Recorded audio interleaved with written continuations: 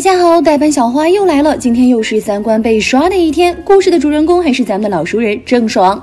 从1月代孕弃婴风波开始，到退圈封杀，前后不到1个月，郑爽的演艺生涯已经发生了翻天覆地的变化。现在回头看，真的太戏剧性了。可她的故事还没有结束，在国内被封杀后，一度传出郑爽要在韩国出道的消息，这消息还没证实呢，爽子就出现在了美国庭审现场，还给我们带来了一场不亚于前2个月的大戏。没错，郑爽张恒抚养权案在美国开庭了。之前在这个事件中坚决不露面的郑爽，这次也来到了庭审现场。从曝光的照片看，郑爽精神状态还不错，身穿黑色外套，脚踩恨天高。出入时还帮自己的律师开了门。开庭时，郑爽说自己拿到了美国半年的签证，已经在那边租了一间公寓。至于之后是否回国，完全看孩子的安排。很明显，她这次想要处理好这件事，拿回孩子的抚养权。由于案件复杂，情况特殊，官司采取了线上公开审理，托公开音频曝光的福，这次公开庭审让我们再一次见识了一把什么叫做脑回路的层次。刚开始，郑爽的回答还是比较正常和有条理的。当法官问孩子是否是亲生的时候，郑爽说因为自己小时候身体不好，有结过石，为了降低风险，所以找了代孕，并且这个决定是自己和张恒共同做出的。看这段并没有什么问题，郑爽发挥的也比较稳定。可这种状态并没有持续多久，当法官逼问他为什么没去看孩子出生，为什么出生后没去等问题时，郑爽一开始咬定自己不知情，接着又改口说自己签文件让张恒一个人去拿。当问到让代孕的母亲打胎的事儿时，郑爽则说因为自己在张恒手机里发现了其他女人的存在，所以产生了放弃孩子的念头。到这儿一切问题还不大，但要注意，现在他俩打的可是抚养权官司。虽然这方面仪态比较外行，不过平时追剧的时候也见过，一般到这 part 基本上就要开撕了。张恒在这个环节直接甩出了杀手锏，把孩子的日常起居仔细描述了一遍后，又直指郑爽精神有问题。他说和郑爽交往的几年里，他的精神状态一直都有问题。郑爽亲口告诉他自己有抑郁症，有不稳定的人格，还说自己想轻生，甚至有过2次轻生行为。除了这些，张恒还提出郑爽之前因为害怕狗咬他，想给自家狗磨牙，都受到这样的质疑了。郑爽好像一点儿没放在心上，甚至还在庭审中透露自己有不稳定人格，也就是人格障碍。这样一来，法官已经有理由质疑郑爽是否能照顾好孩子，并且还提议郑爽做精神鉴定。这到底是在争夺抚养权还是放弃抚养权呀？仪态只能说爽字还是之前那个爽字，没有一丝丝改变。估计是张恒说的太流畅，郑爽扛不住了。然后我们曾经熟悉的爽言爽语在庭审中出现了。郑爽突然发了一地头发的照片给张恒，表示你再逼我，我就要出家了。法官问张恒什么意思，张恒表示不知道，这个谜团还没解答。郑爽又说自己和孩子的指纹一样，现场所有人再次愣住。难道郑爽是想表达宝宝可以指纹解锁他的手机吗？可世界上应该没有一模一样的指纹吧。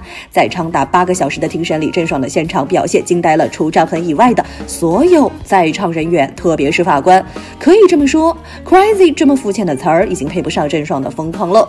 你见过让法官当庭要求其做个精神鉴定的女明星吗？郑爽就做到了。这次庭审传出2种声音，一种是郑爽的精神问题，另一种则是对张恒的反击，无非是说郑爽在庭审现场语气平稳且连放猛料，而更多的郑爽粉丝更是借此整理出张恒的6大谎言，来揭穿其一系列图谋。针对这2种声音，我们不难看出，无论是郑爽还是张恒，都在试图利用媒体打舆论战。在这场战斗中，谁先崩溃，谁暴露的破绽越多，谁就输了。输了的后果是什么？对于郑爽，如果争夺了孩子的抚养权，她就可以转一系列以来的被动为主动，再利用好妈妈人设翻身也极有可能。毕竟从庭审细节来看，郑爽确实有这方面的打算。而对于张恒，如果这场官司他输了，他就一无所有了，不光没了孩子，更没了与郑爽的一切牵扯。如果他赢了，那就是双赢，因为围绕在张恒身上的2件诉讼案都和郑爽有关系。一个是2000万的借款案，这个案件的证据明显不利于他；二就是孩子抚养案，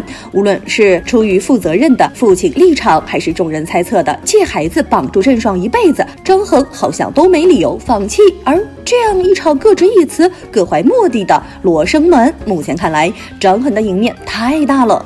其实郑爽能从一个小姑娘一跃成为娱乐圈流量小花，必然有她的过人之处。如果真的是以爽言爽语的性格，那么她根本不可能成为一线明星。只是很多人对她在庭审现场的表现十分不满，有过激的网友甚至直接表态，脸都丢到国外去了。有位心理学家给出了不同的看法，他表示郑爽应该是被人设局了，而且很有可能是被张恒 PUA 了。张恒的目的不是孩子的抚养权，而是逼死女方好争夺巨额遗产。郑爽难得获专业人士力挺，正版们感到十分兴奋。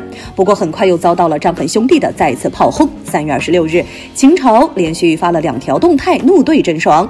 他表示，郑爽在美国浴血奋战抢孩子是做给人看，至少在搞事情，其最终目的是利用孩子把张恒拖在美国无法工作，逼张恒妥协打道弃养。秦朝的这份为朋友名不明的动态遭到了一些人的反驳，别再混淆视听了，你以为现在的网友都跟118那天没脑子了？事情真相很快出来了，这是在混淆视听，赶紧把钱还给张恒，让张恒把欠款赶紧还了，有钱花钱买媒体，没钱还钱无赖。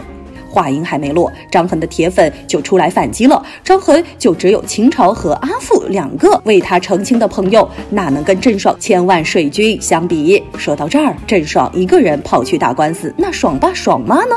竟然在国内游山玩水。又想起了当初那句话，郑爽变成现在这样和她的父母不无关系。回顾郑爽从出道到现在，围绕着她的似乎一直都是矛盾。有一说一，她和普通人一样具有多面性，不只有风言风语，还有很多爽言爽语的高光时刻。在光歌里吐槽杜淳混不下去，吐槽明道跳舞像青蛙，哥哥们都在夸汪东城时吐槽大家眼瞎。虽然话说的直接，效果却很明显，很多哥哥都因为他的点评上了热搜，节目也因为他赚了不少热度。大家发现没？在代孕那档子事情出来之前，提到郑爽，很多人想到的就是直爽，爽言爽语不但出圈，也圈了一大波粉，热度一直居高不下。而郑爽出事儿后，光哥差不多糊得无声无息，连成团夜热度都只是短暂的爱了一下他们。而郑爽呢，过往的爽言爽语名场面被无限放大，在直播带货过程中，不管对方主播如何尝试让他进入状态，他却直言自己接受不了这种氛围。和国超讨论剧本时，这边刚说完对一遍词也行，那边就开始独自念词，只剩国超在风中凌乱。这样的例子太多了，要是他没出事儿，这些可能是他个性的代表，现在却变成了他又疯又坏的证据。从万人追捧的明星到很多人谴责的恶毒女人，郑爽犯下的错误已经没办法再弥补了，她也不可能重返娱乐圈了。与其一直沉浸在那种越作妖热度越高就愈发想作妖的畸形成长模式中，倒不如趁这个机会好好做一个平凡人，不用承担谁的期待，不用为了维持自己的热度又爆出什么金句，只需做好自己就好了。一不小心又感性了，最近仪态有点多愁善感，大家一定要原谅我呀。好了，今天的视频就到这里了。如果喜欢四姨太的视频，就请多多订阅和关注。四姨太每天都会更新精彩娱乐圈资讯哦。